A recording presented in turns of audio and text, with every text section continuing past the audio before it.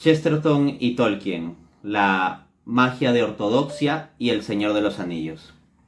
Agradezco mucho a la Sociedad Tolkien por haberme realizado esta invitación de poder hablar de las conexiones entre Chesterton y Tolkien, unos personajes absolutamente geniales. Tenemos que Chesterton es un genial escritor católico y al mismo tiempo Tolkien es un genial escritor católico. Realmente genios. La pluma de Chesterton es alucinante. Chesterton sabe utilizar la ironía, la paradoja, la lógica y el lenguaje de los modos más sutiles. Y a su vez tenemos a Tolkien creando lenguajes enteros, ¿no? Mundos, historias, personajes, estructuras, mitologías, leyendas, un mundo entero saliendo de la cabeza de Tolkien. Entonces estamos ante dos gigantes, ¿no? Y por una cuestión de cronología, por decirlo así, pues Chesterton es precedente a Tolkien y Chesterton tiene una importante influencia sobre Tolkien. Así, Joseph Pearce, en su artículo The Importance of Chesterton, Tolkien and Lewis, publicado en The Imaginative Conservative, 21 de mayo de 2017, apunta, cito: Tolkien creció devorando las obras de Chesterton. Luego pone: el capítulo de Chesterton, La ética del país de los elfos, en su libro Ortodoxia, tuvo un profundo impacto en la visión mitopoética de Tolkien, tanto que podría decirse que bautizó su imaginación. Acá tenemos algo sumamente interesante. El hecho de hablar en estos términos, de que bautizó su imaginación. Entonces, tenemos la genial imaginación de Tolkien, pero elevada desde a la su vez genial perspectiva y expresión católica de Chesterton. Y llama la atención que en particular el capítulo titulado La ética del país de los elfos, de la obra Ortodoxia de Chesterton, que es el libro más conocido de Chesterton, haya impactado a Tolkien. Porque sabemos que, por ejemplo, en El Señor de los Anillos, así como otros libros de Tolkien, como el Silmarillion, etc., los elfos tienen un lugar importante. Los elfos son representativos de la inteligencia, el orden, lo elevado, lo poético.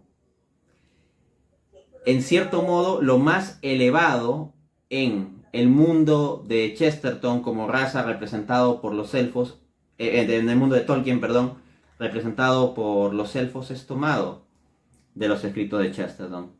Y en consecuencia, esta conferencia sobre las conexiones entre Chesterton y Tolkien, quiero enfocarla fundamentalmente en el libro Ortodoxia, pero más específicamente en este capítulo 4 del libro Ortodoxia, la ética en el país de los elfos. Entonces voy a leer algunos fragmentos de ese capítulo de Chesterton y vamos a ver cómo esto se refleja en la obra de Tolkien. En particular en El Señor de los Anillos. Vamos con esto.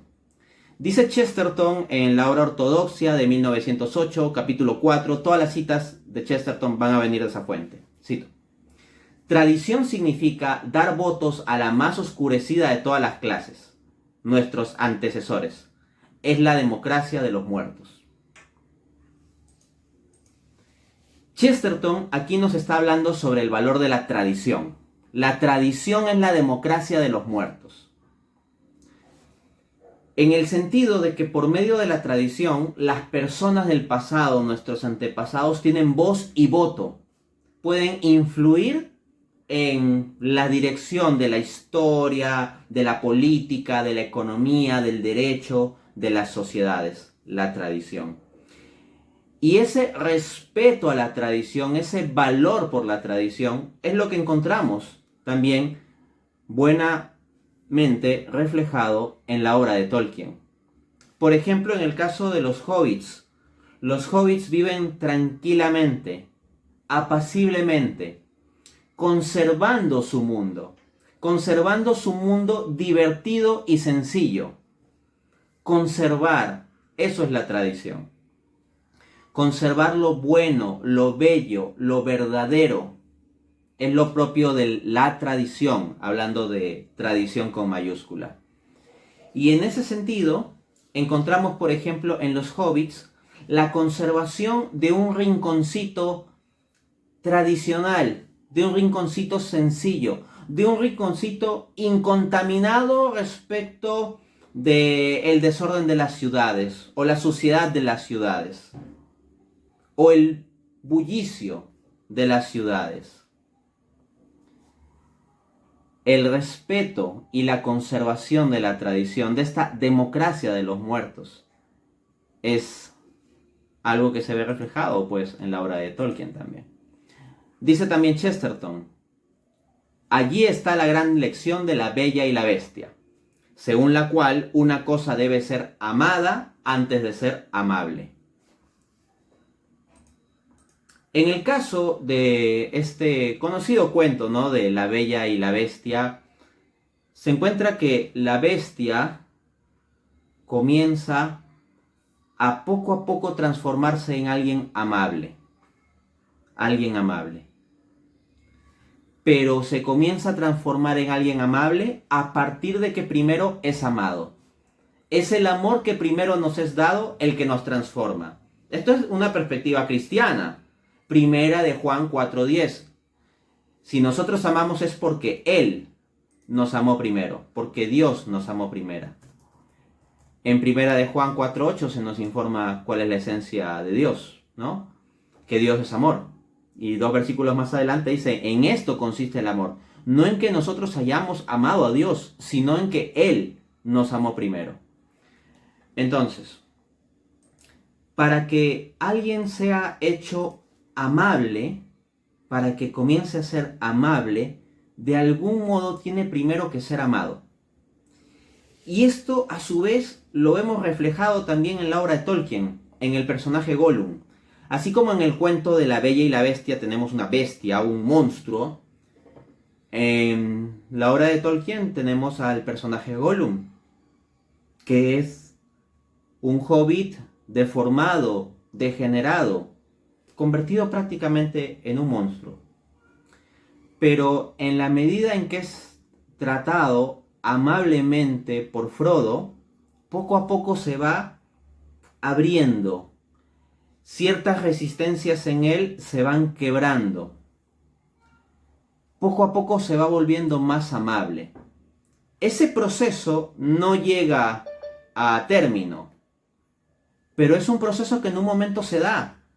Como la criatura Gollum, siendo sistemáticamente despreciada, eventualmente se encuentra con alguien que intenta al menos ser amable con él, Frodo. Y siendo amado, va haciéndose amable. De este modo, si nosotros queremos que las personas se vuelvan amables, si queremos que las personas de nuestro entorno se vuelvan amables, primero tenemos que amarlas. Tenemos que dar el primer paso. Si nosotros estamos esperando a que los otros sean amables para recién amarlos, nos vamos a quedar esperando. Lo que tenemos que hacer es dar el primer paso de amar para hacer a los otros amables.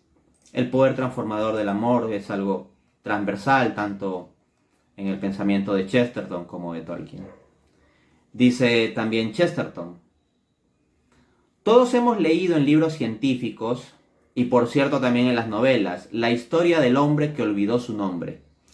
Ese hombre camina por las calles y puede verlo y apreciarlo todo. Solo no puede recordar quién es. Bien, cada hombre es ese hombre de la historia. Cada hombre ha olvidado quién es. Es terrible comprender el cosmos, pero nunca comprender el ego, el yo. Y luego agrega: todos padecemos de la misma calamidad mental. Todos hemos olvidado nuestros nombres. Todos hemos olvidado lo que somos. Fin de cita. Aquí Chesterton habla de el hombre sin identidad, el hombre que se ha perdido a sí mismo, El hombre que puede conocer las cosas del mundo y al mismo tiempo ha perdido su alma. Un poco dando resonancia a aquella frase de Jesucristo, de qué le vale al hombre ganar el mundo entero si pierde su alma. Esto que dice Chesterton se ve reflejado en otro pensador, también en C.S. Lewis, que tiene un libro titulado La abolición del hombre. El hombre termina borrándose a sí mismo, termina siendo un hombre sin rostro, un hombre sin nombre, un hombre que es solo una cifra, un hombre que es solo un instrumento para hacer cosas, o un instrumento más de producción, o un ciudadano más dentro de la maquinaria política, o un voto más, o un engranaje más de la historia para que se cumpla un destino historicista. Pero simplemente queda así, siendo un hombre sin nombre. Se despersonaliza, olvida su propio nombre, volcado en las cosas del mundo, termina olvidando su propio nombre. Y eso en gran parte es lo que significa el anillo de poder. El anillo de poder lo que hace es que la persona se obsesiona con el poder, se obsesiona con el dominio, con el control sobre el mundo, con el conocimiento de cosas, con la inmunidad o invisibilidad que el anillo le da. Y la persona comienza a perderse a sí misma. Obsesionado con el anillo, uno comienza a perderse a sí mismo. Y donde más patentemente se ve esto es también, para este caso, en la criatura Gollum. Encontramos en El Señor de los Anillos, La Comunidad del Anillo, libro 1, capítulo 2, el texto siguiente de Tolkien. Nadie pudo descubrir qué había sido de Dígol. Había sido asesinado lejos de la casa y el cadáver estaba bien escondido. Sméagol volvió solo y descubrió que la familia no podía verlo cuando tenía puesto el anillo. Ustedes ya saben, ¿no?, de qué trata esto. La criatura Gollum originalmente era un hobbit llamado Sméagol que asesinó a Dígol a otro hobbit, ¿no?, para quitarle el anillo. Vuelvo a la cita. El hallazgo lo entusiasmó y ocultó el anillo, empleándolo para descubrir secretos y poniendo este conocimiento al servicio de fines torcidos y maliciosos. Alcanzó a tener ojo avisor y oído alerta para todo lo que fuera dañino. El anillo le había dado poder, de acuerdo con su talla moral. Se hizo muy impopular y los parientes se mantenían apartados cuando él era visible. Lo pateaban y él les mordía los pies. Se acostumbró a robar y andar de aquí para allá, murmurando entre dientes y gorgoteando, y por eso lo llamaron Gollum. Lo maldijeron y le ordenaron que se fuera lejos. La abuela, deseando tener paz, lo expulsó de la familia y lo echó de la cueva. Gollum anduvo vagabundo y a solas, lloriqueando por la crueldad del mundo. Remontó el río hasta un arroyo que fluía de las montañas y siguió esa dirección. Pescó en lagos profundos, con dedos invisibles, y se comió los pescados crudos. Un día de mucho calor, estando agachado junto a un lago, sintió algo que le quemaba, la nuca, y que una luz deslumbrante que venía del agua le lastimaba los ojos húmedos. Se preguntó qué sería eso, pues casi se había olvidado del sol. Por última vez miró hacia arriba y lo amenazó con el puño. Fin de cita. Gollum, ensimismado con el anillo, pierde su nombre. Noten cómo Chesterton nos habla del hombre sin nombre, el hombre que se ha olvidado de su nombre, el hombre que puede conocer las cosas del mundo y está volcado en las cosas del mundo, pero ha olvidado su propia identidad, su propio ser, su propia esencia, su nombre. De hecho, en el pensamiento judeocristiano el nombre hace referencia a la esencia de la persona o la esencia del ser. Así es en el contexto cultural semítico. Y entonces Gollum pierde su nombre. Era Sméagol, un hobbit que vivía apaciblemente y luego se convierte en un monstruo amargado que levanta el puño contra el sol. Olvida su nombre y olvida también la luz del sol. así como las personas que se pierden a sí mismos, olvidando su nombre, y pierden a Dios, olvidando la luz del sol. Y eventualmente hasta pueden llegar a odiar a Dios, y alzan el puño contra Dios, así como es Gollum alza el puño contra el sol. Dice también Chesterton: conservarse para una mujer es poco precio para lo mucho que es ver una mujer. Quejarme porque me casé solamente una vez es como quejarme porque he nacido una vez sola. La poligamia es una falta en la realización del sexo. Es como el hombre que pela 5 peras sencillamente porque está distraído. ¿Por qué traigo a colación esta cita, no? Uno podría pensar, oye, ¿eso qué tiene que ver? Sí tiene que ver. Una idea fundamental de Chesterton es que elegir implica renunciar. Toda elección es una renuncia. Y el que no quiere renunciar a nada, simplemente se va a quedar en una parálisis de vida miserable. Porque elegir implica renunciar. ¿Cómo es esto? Si yo elijo estar arriba, ya no estoy abajo. Si elijo ir hacia la derecha, ya no estoy en la izquierda. Si elijo ponerme una camisa blanca, ya no me estoy poniendo una camisa verde. Toda elección implica una renuncia. Y de este modo, el casarse de verdad, el casarse en un contexto católico, que es el marco religioso del pensamiento de Chesterton y de Tolkien, implica una renuncia. Tú eliges a una mujer, pero al elegir a una mujer estás renunciando a todas las demás mujeres. La elección implica renuncia. Y esta idea, entonces, aplicada a la cuestión del matrimonio, deviene en eso, ¿no? Lo que dice Chesterton irónicamente: la poligamia es una falta de realización del sexo. Es como el hombre que pela 5 peras sencillamente porque está distraído. Es decir, vivir una vida plena implica elecciones, y realizar elecciones implica renuncias. Y vivir con esas renuncias. Y el hombre solo es pleno en la medida en que sabe tomar decisiones que implican renuncias y asumir las consecuencias de esas renuncias. Por ejemplo, si Aragorn elige quedarse con el anillo en lugar de renunciar a él, las cosas cambian. Si Aragorn, con un corazón y una mente teniendo que elegir entre 2 mujeres, escoge la una o la otra, pues las implicancias son distintas.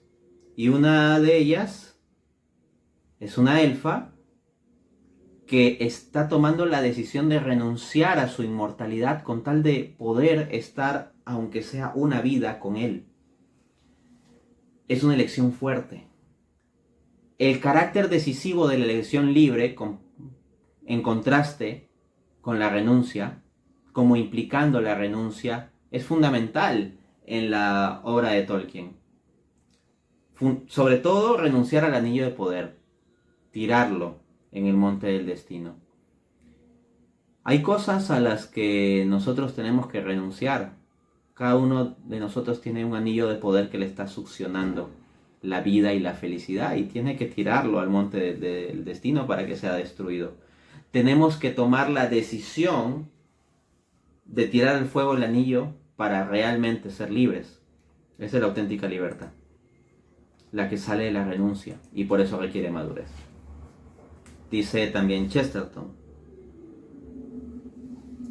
si Cenicienta dice, ¿por qué tengo que dejar el baile a las 12? Su madrina podría contestarle, ¿por qué es que puedes estar allí hasta las 12? Estas frasecitas de Chesterton, desde una perspectiva superficial, pueden parecer tonterías, pero son muy profundas. A ver, sabemos la historia, el cuentito, ¿no? De la Cenicienta, de que tiene una madrina, de que le consigue por medio de magia un carruaje, y un gran vestido y unos zapatos hermosos, etc. Pero todo está definido para que a las 12 tiene que volver porque todo eso va a desaparecer a las 12, ¿no? Entonces, podríamos pensar en la actitud de Cenicienta quejándose, diciendo, pero ¿por qué hasta las 12? ¿Por qué me pones unos límites? ¿Por qué no puede ser para siempre o hasta la 1 de la mañana o las 5 de la mañana? ¿Por qué todo tiene que acabarse a las 12? Entonces, se queja respecto de lo que no tiene, en lugar de preguntarse por lo que sí tiene. O sea, qué maravilla que pueda tener toda esa magia hasta las 12. Entonces, pensemos, muchas veces en nuestras vidas estamos ensimismados con lo que no tenemos o con los límites, en lugar de agradecer por los aspectos bellos de la historia misma que estamos viviendo. Claro que cuando nos encontramos con circunstancias de dolor, pobreza, sufrimiento, confusión, agobio, donde parece que todo sale mal, que el mal, la injusticia, la enfermedad, la muerte triunfan, es difícil no quejarse, es difícil agradecer la maravilla de la vida en esos momentos, ¿no? Pero si hay una historia detrás, así como en el cuento de la Cenicienta, o en las obras de Tolkien, pues también hay una historia que está armando el propio Tolkien. Si hay una providencia, si hay un Dios detrás de la historia de nuestras vidas individuales y del mundo en general, entonces podemos confiar, aunque todo se vea negro, porque en última instancia quien tiene las riendas de la historia es amor. En El Señor de los Anillos, Las Dos Torres, libro 4, capítulo 8, encontramos lo siguiente. Dice, aquí habla Frodo, diciendo, a mí no me gusta nada de aquí, piedra y viento, hueso y aliento, tierra, agua, aire, todo parece maldito, pero es el camino que nos fue trazado.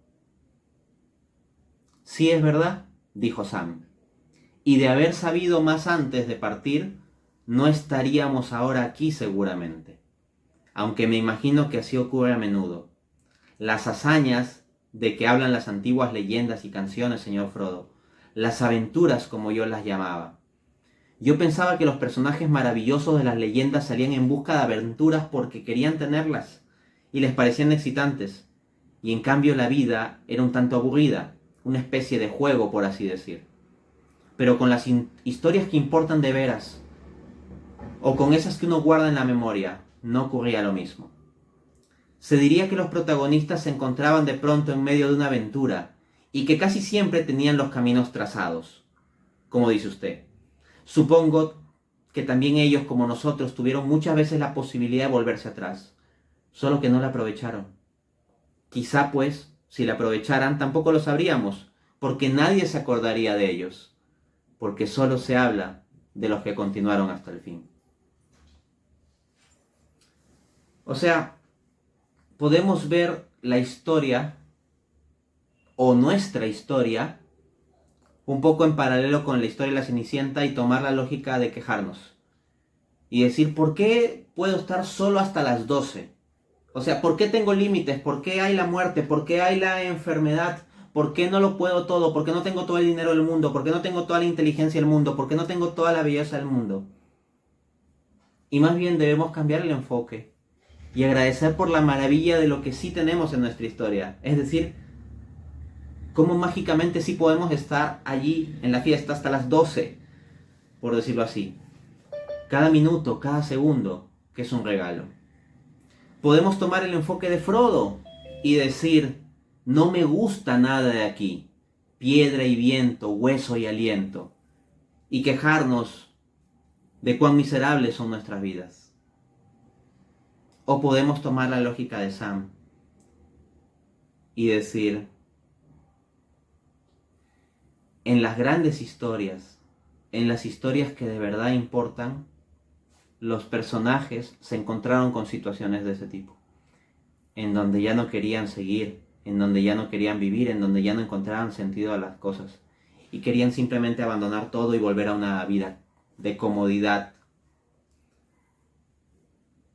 dejando de lado avanzar en el camino.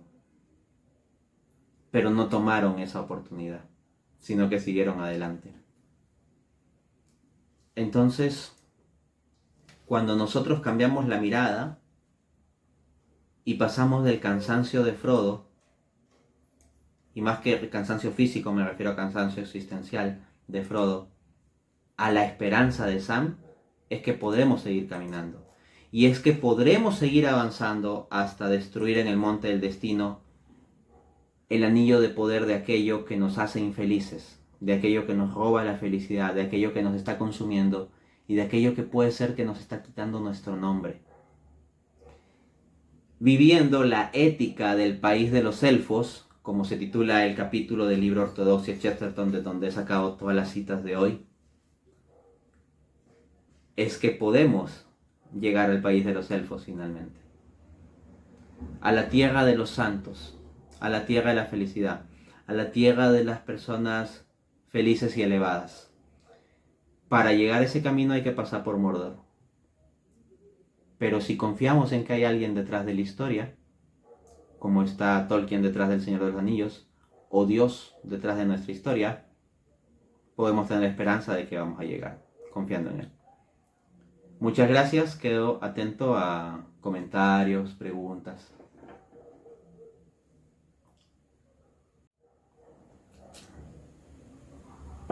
Gracias, doctor Dante. Vamos a preguntar al panel por preguntas con el tema de Chesterton y Tolkien.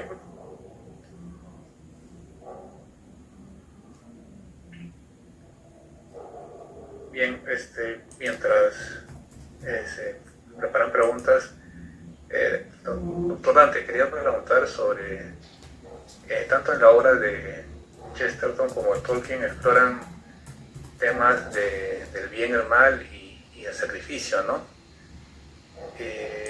¿Cómo se podría comparar las concepciones tanto de Tolkien y Chesterton sobre el sacrificio cristiano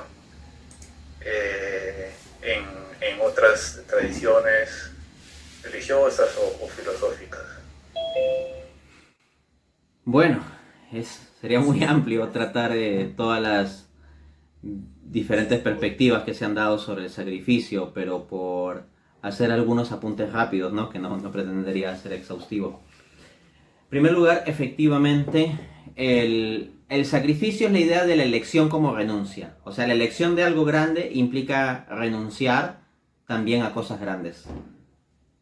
Las grandes elecciones implican grandes renuncias. Entonces, el sacrificio implica renunciar a nuestra propia comodidad o bienestar por el bienestar de otros o por un objetivo más alto, más grande.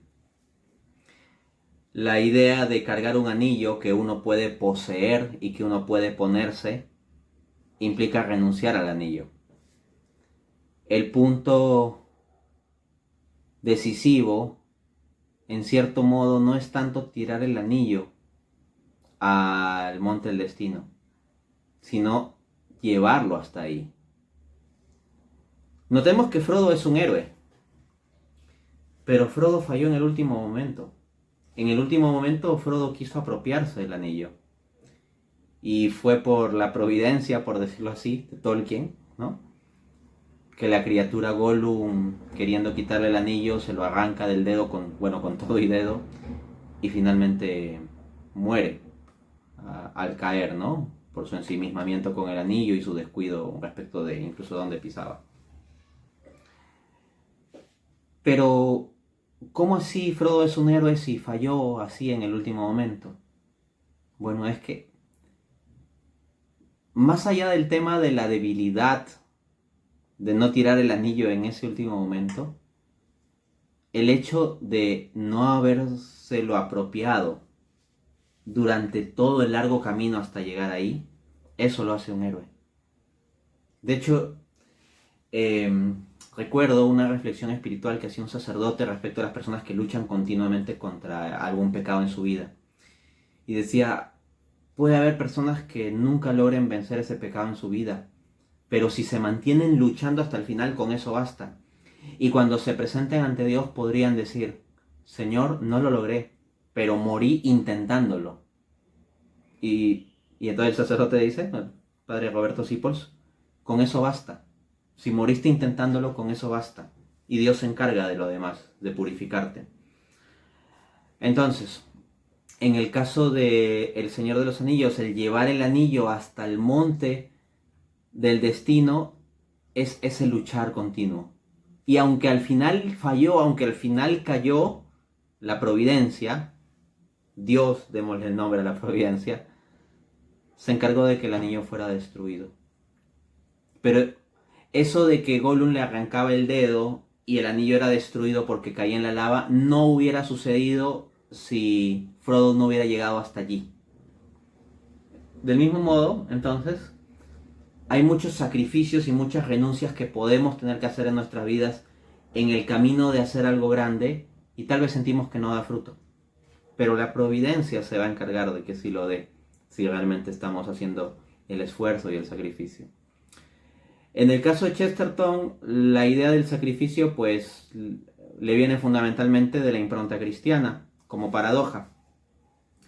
Jesús mismo dijo, si un grano de trigo cae en la tierra y no muere, es un simple grano de trigo, pero si cae en la tierra y muere, da mucho fruto. De este modo, Chesterton encuentra la religión cristiana como paradójica, porque es en cierto modo como que tienes que renunciar a la felicidad y así encuentras la felicidad. Jesús decía, el que quiera salvar su vida, la perderá, pero el que la pierda por causa mía, la encontrará. Entonces, la renuncia, el sacrificio, al final son una especie de túnel, de recorrido por túnel, para salir a la luz de la plenitud. El sacrificio de la cruz lleva a la plenitud de la resurrección.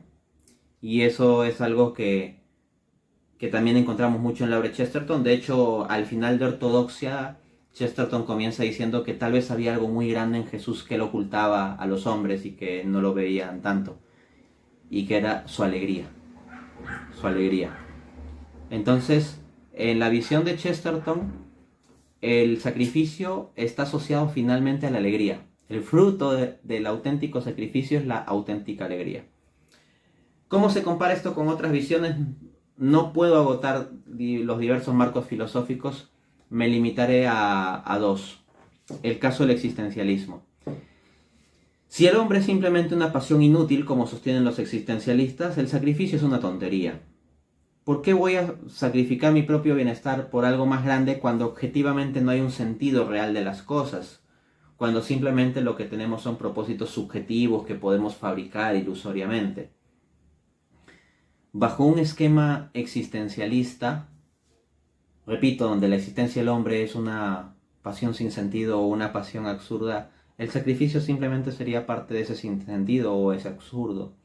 En el cristianismo tiene sentido el sacrificio. En un esquema existencialista no. Ahora, pensemos en un esquema materialista.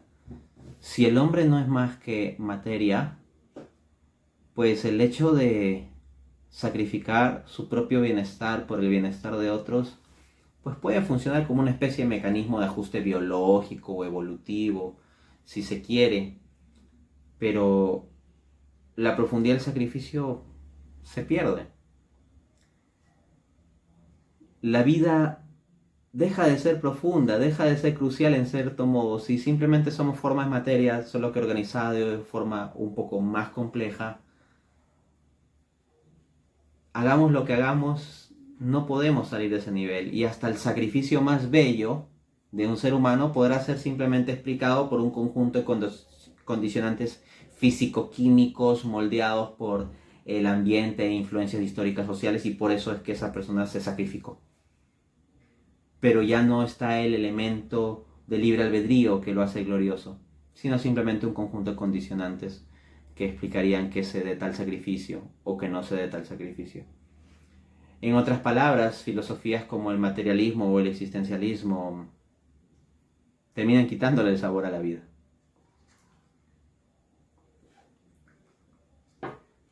A ver, en el chat veo una pregunta, ¿no? Dice, Doctor Dante, ¿cree usted que dado que Tolkien devoraba libros de Chesterton puede haber influenciado en el profesor su manera de haber abordado las conversaciones con Lewis y que eventualmente le llevaron a una gran conversión? Sí, en el caso de C.S. Lewis, él es muy influenciado por, por Tolkien, porque fueron amigos personalmente y conversaban ellos bastante, ¿no? De hecho, por acá lo tengo. Sí. En mi libro Dios existe, al final del libro yo desarrollo un apéndice titulado Siete filósofos, su encuentro con Dios. Y en el caso de C.S. Lewis, precisamente hago explícita la conexión de C.S. Lewis con Tolkien y también con Chesterton. Les comparto brevemente los párrafos respectivos. En la página 227 dice: culminados sus estudios, estamos hablando de Lewis, ¿no? El autor de las Crónicas de Narnia. Culminados sus estudios con excelentes calificaciones, se incorpora inmediatamente al grupo de profesores y ya desde 1925 comienza a enseñar filosofía y literatura en Oxford. Allí conoce a un nuevo amigo que jugaría un papel importantísimo en su conversión al cristianismo, el famoso escritor J.R. Tolkien. Católico y filólogo, Tolkien derriba dos viejos prejuicios de Lewis. Al entrar por primera vez en el mundo, me había advertido implícitamente que no confiase nunca en un papista, y al entrar por primera vez en la facultad, explícitamente, que no confiara nunca en un filólogo. Tolkien era ambas cosas. Eso lo escribía Lewis. Entonces, a Lewis ya le habían dicho, no confíes en alguien que sea papista, o sea, una forma de referirse a los católicos, ¿no? No confíes en un católico y en un filólogo. Y bueno, Tolkien era ambas, ¿no? Pero en medio de todas esas conversaciones que tuvieron, pues Tolkien le fue abriendo la mente, el corazón, el espíritu a Lewis, ¿no? Luego, en el último párrafo de esa página 227, hago la conexión con Chesterton, precisamente.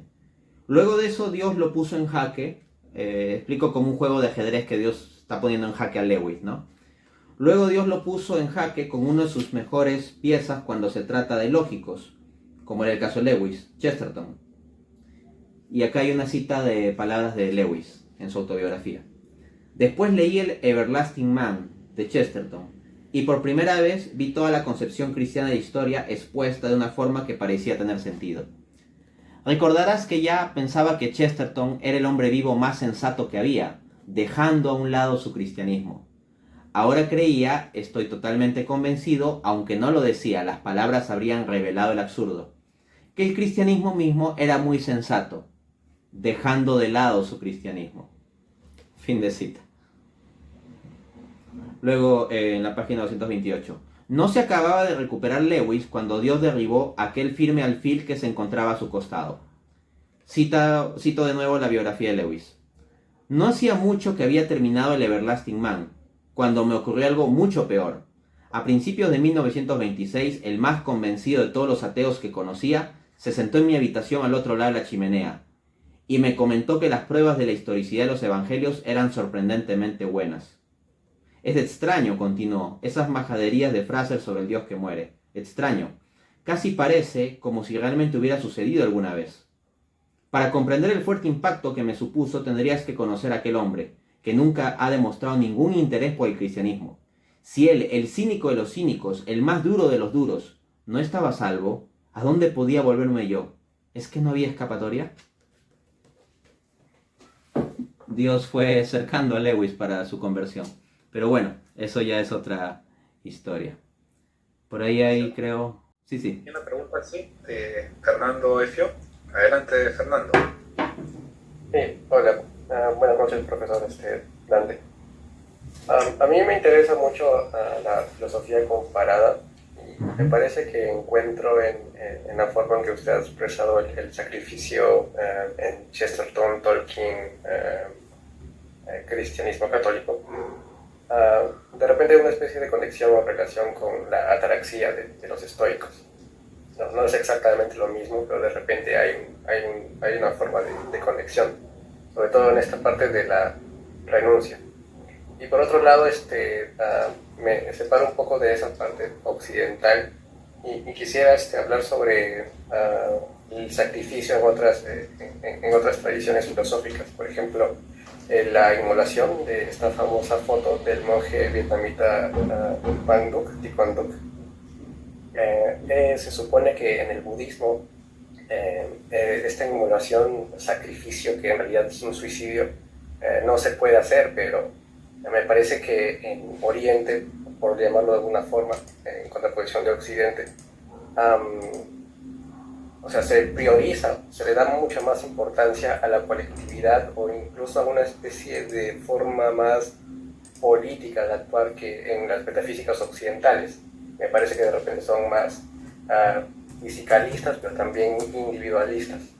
Y por otro lado, si es que tiene algún alcance o conocimiento acerca de la sumud islámica, que a diferencia de la resiliencia de la psicología actual, o de varias ramas de la psicología actual, más que una aceptación o continuo estoicismo, por así decirlo, más bien es una forma de resistencia colectiva también, colectiva y política.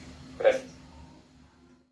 Bien, efectivamente, dentro de ciertas filosofías y religiones orientales, en cierta medida en el Islam, como apuntas, y más aún en contextos como el de China, sociedades como China, Japón, la India, donde pues está un poco el contexto cultural a su vez del budismo, esta idea de la colectividad, del mundo, la sociedad por sobre el individuo es más marcada, ¿no?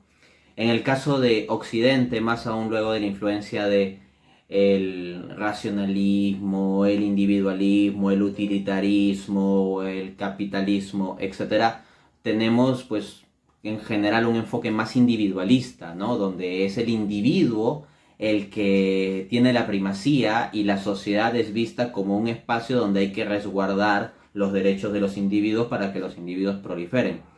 En cambio, claro, en lógicas que encontramos más en sociedades de Oriente y que en cierto modo funcionan como trasfondo cultural de ciertas religiones orientales, se puede ver una relativización, por decirlo así, de la individualidad. De hecho, en el caso del budismo, la individualidad es una ilusión misma. Y en el hinduismo encontramos algo similar, la doctrina del Maya. La doctrina del Maya nos dice que el percibir las cosas del mundo como realmente distintas es una ilusión, que a final de cuentas todo es una sola realidad, que todo es uno. Y por tanto la individualidad de uno no es real, porque al final uno simplemente es parte del uno con mayúscula, queda disuelto en el uno que uno cree ser, pero que en realidad es una ilusión, queda disuelto en la única realidad que es el uno con mayúscula. Eso es desde una lógica hindú. Asimismo, en el caso del budismo, el problema del hombre es el sufrimiento, y el sufrimiento viene de que tiene deseos, y para eliminar el sufrimiento hay que eliminar los deseos, y para eliminar los deseos hay que seguir el camino de la iluminación. Les he resumido las 4 verdades fundamentales del budismo, o las así llamadas 4 verdades fundamentales del budismo. Entonces el budismo ciertamente da un peso a la renuncia, a la abnegación, pero para uno anularse a sí mismo. La iluminación no consiste exactamente en llegar a ser una forma de ser más elevado, sino en cierto modo a anular nuestro ser. Anular nuestro ser. La meditación budista, noten cómo no significa meditar sobre ideas elevadas. La meditación budista es poner tu mente en blanco. Es la despersonalización finalmente. Entonces, en ese marco de referencia, el sacrificio en un contexto colectivista no es algo tan glorioso. Si yo tengo mi individualidad, reconozco mi individualidad, sé que soy una persona única e irreemplazable, y aún así elijo sacrificarme por otro, ese sacrificio es más grande, es más difícil y más glorioso. En cambio, si yo simplemente vivo en una sociedad colectivista, en la cual ya por configuración de fábrica, desde niño, asumo que simplemente soy una pieza del engranaje social y que si tengo que sacrificarme para que funcione el engranaje social, entonces lo hago, pues eso es menos glorioso. De este modo, el sacrificio cristiano es más elevado que la renuncia budista o el sacrificio también de tipo islámico. Porque en el caso cristiano se le da una centralidad al amor. Cuando se habla del sacrificio es fundamentalmente en términos de amor.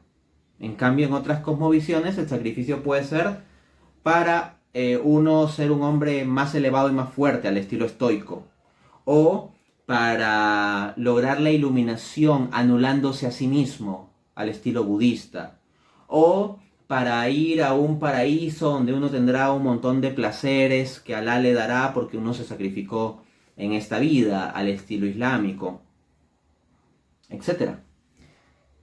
Pero el motivo del amor en el cristianismo pone las cosas en un orden cualitativamente distinto. Eso lo cambia todo. ¿Alguien más quisiera algo comentar, preguntar? Sí, doctor Urbina, quería preguntar, en el libro Ortodoxia de Chesterton hay una defensa, ¿no?, de la fe cristiana y una crítica a la modernidad y al progreso. ¿Hasta qué punto esta acción conservadora usó Chesterton las transformaciones sociales o culturales de su tiempo, y hasta qué punto siguen siendo relevantes en la actualidad, donde hay tensión entre tradición y modernidad? Pues Chesterton hace en gran parte una crítica a la modernidad, efectivamente. Y nosotros ya no estamos en la época de la modernidad, sino que, para utilizar el lenguaje filosófico, estamos en la época de la posmodernidad, en la época de la muerte de los grandes relatos. En la época de Chesterton, estamos hablando fundamentalmente inicio del siglo XX, habría todavía grandes relatos en los cuales se creía. Por ejemplo, en el comunismo. Tenemos que Ortodoxia se publica en 1908 y la llamada revolución comunista en Rusia pues se da en 1917 y se tiene todavía un proyecto de creer que se puede transformar la sociedad, etcétera, etcétera, ¿no? Hoy en día nosotros pues ya nos hemos desengañado respecto a las posibilidades de éxito de estos grandes relatos, de estos grandes proyectos. ¿Sigue, por tanto, la crítica de Chesterton a la modernidad sigue siendo algo vigente o relevante para nosotros cuando ya estamos en una época posmoderna? Respuesta sí. En primer lugar, porque la posmodernidad es simplemente la hipertrofia de la modernidad. La posmodernidad no es lo contrario a la modernidad. La modernidad es la posmodernidad, la posmodernidad es la modernidad llevada a sus últimas consecuencias. La modernidad es la época racionalista. La posmodernidad es la razón que se ha vuelto loca y se mata a sí misma. La razón sin Dios termina volviéndose loca y matándose a sí misma. Y la segunda razón por la cual Chesterton es un autor relevante es porque él fue un visionario sobre esto. Chesterton tiene una conocida frase en donde decía que algún día tendríamos que desenvainar una espada por afirmar que el pasto es verde. Eso ya es la locura de la posmodernidad, y en eso vivimos, porque hoy en día hay personas que tienen que llevar a cabo una lucha legal y política por afirmar que los niños son niños y las niñas son niñas, y que los niños se identifican con cierto tipo de órganos sexuales biológicamente hablando y las niñas pues algo distinto, y que lo que hay son niños y niñas. Y hay personas que se pueden ganar censura, persecución política o incluso en ciertos países hasta cárcel por defender verdades básicas como que existe el hombre y la mujer y que ese es el orden natural de las cosas. Entonces, ese es el punto de lo que decía Chesterton. Algún día habrá que desenvainar una espada por afirmar que el pasto es verde. Hoy en día hay personas que son sometidas a persecución, especialmente en los países más desarrollados, por afirmar una cosa tan básica como el orden natural de hombre y mujer, que es como afirmar que el pasto es verde. De otro lado, Chesterton también, en la obra Ortodoxia, desarrolla esta idea de que el racionalismo va a terminar llevando a la locura. Plantea que el hombre que pretende abarcar todo con su mente en un reduccionismo racionalista no es que viva más conforme a la razón, sino que termina volviéndose loco. Y eso es lo que tenemos en nuestra época. Después de querer todo captarlo por medio de la razón, una razón sin Dios, positivista, existencialista, iluminista, a final de cuentas todo ha fracasado y estamos en la época en donde los sentimientos reemplazan a la razón. Estamos en la época de la locura. La época de la locura donde locamente tenemos que desenvainar una espada por afirmar que el pasto es verde, porque en un mundo loco estar cuerdo es una locura. Y cuando realizamos afirmaciones cuerdas en un mundo loco podemos ser perseguidos y culpabilizados por ello. Pero hay que seguir defendiendo esa tradición. Porque en las historias grandes, cuando todo se pone difícil y uno elige seguir adelante, es que se consolidan esas historias grandes. En cambio, si elegimos dejarnos llevar por esta sociedad y rendirnos, pues será como lo que decía Sam en la cita que les mostré. Aquellas personas que renuncian y que no se sabe de sus historias porque simplemente no siguieron adelante. Tenemos que seguir adelante defendiendo esta tradición, esta democracia de los muertos. Defendiendo la fe y los valores morales de nuestras abuelitas. Esta sociedad de adolescentes, donde hasta hombres de 40 años se comportan como adolescentes, será salvado por personas que defiendan la fe de las abuelitas y los valores de las abuelitas. En resumen, mi lucha y también en cierto modo la de Chesterton y Tolkien es defender los valores tradicionales. En otras palabras, defender los valores y la fe de nuestras abuelitas.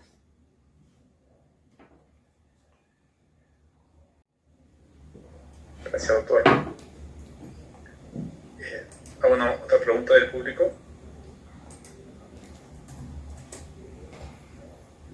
Blanca. Sí, Blanca, adelante.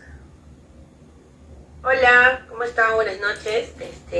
Bueno, a Dante, profesor, muchas gracias, excelente ponencia.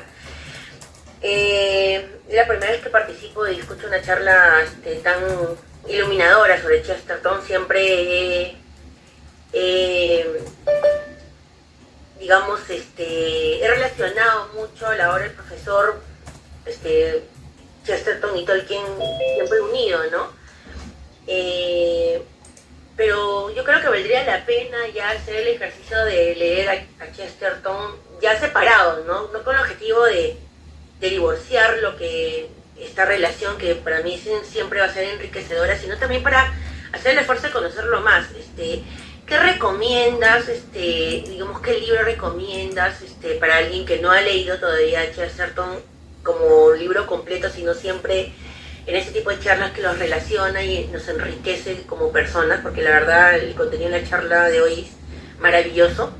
Pero si quisiéramos hacer un esfuerzo de leer un libro de Chesterton, ¿qué nos recomiendas? Y en segundo lugar, ¿cuál crees que es la biografía que podría enseñarnos de una manera un poco más amigable o más fácil? Porque la vida de Chesterton es muy rica, pero a la vez también es, digamos, difícil de comprender si te quieres embarcar en una tarea tan complicada como esa de un momento a otro, ¿no?